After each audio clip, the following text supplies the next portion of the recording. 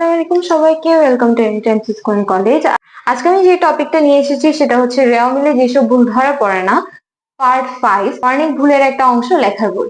এর আগে আমি ধারাবাহিকভাবে রেওয়া মিলে যেসব ভুল ধরা পড়ে না দুই প্রকার, নীতিকতা এবং কর্ণিক ভুল, এবং কর্ণিক ভুলের একটা পার্ট সেটা হচ্ছে বাদ পড়ার ভুল, এটা নিয়ে আলোচনা করেছি। তোমরা গিয়ে এখনই দেখে আসতে পারো আমার ইউটিউব চ্যানেলে। তো আজকে আমি দেখাবো লেখার ভুলটা আসলে কি। আমরা রেওয়া মিলে লেখার ভুল করে থাকি, সেটা হচ্ছে কোনো লেনদেন লিপিবদ্ধ করার সময় টাকার পরিমাণে ভুল হলে তাকে আমরা লেখার ভুল বলি। অর্থাৎ প্রাথমিকভাবে সেটা, অর্থাৎ তুমি ফার্স্টে যখন একটা হিসাব লিখতে যাচ্ছ তখন তোমার যে ভুলটা হবে তখন সেটাকে বলা হয় লেখার ভুল। যদি আমরা বুঝে না থাকি তাহলে আমরা একটা উদাহরণের মাধ্যমে এখনই বুঝে যাব।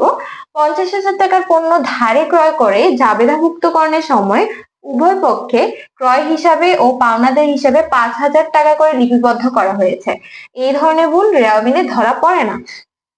অর্থাৎ তুমি যে 50,000 টাকার পণ্য ক্রয় করেছো, তুমি কিন্তু লিখেছো 5,000 টাকা, উভয় ক্রয় হিসাব এবং পাওনাদার হিসাবে এই দুইটা ভুল করে ফেলেছো।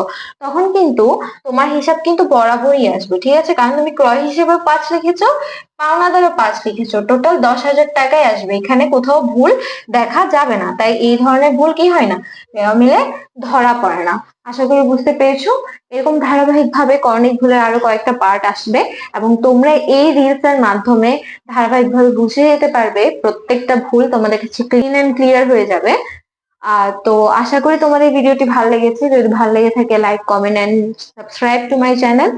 এবং পরবর্তীতে আরো ভালো ভালো ভিডিও পাওয়ার জন্য আমাদের ইউটিউব চ্যানেলটিকে সাবস্ক্রাইব করে পাশে থাকা বেল আইকনটি ক্লিক করে রাখো। দেখা হচ্ছে অন্য এক ভিডিওতে। ততদিন পর্যন্ত সুস্থ থাকো, ভালো থাকো। আল্লাহ হাফিজ। আসসালামু আলাইকুম সবাইকে।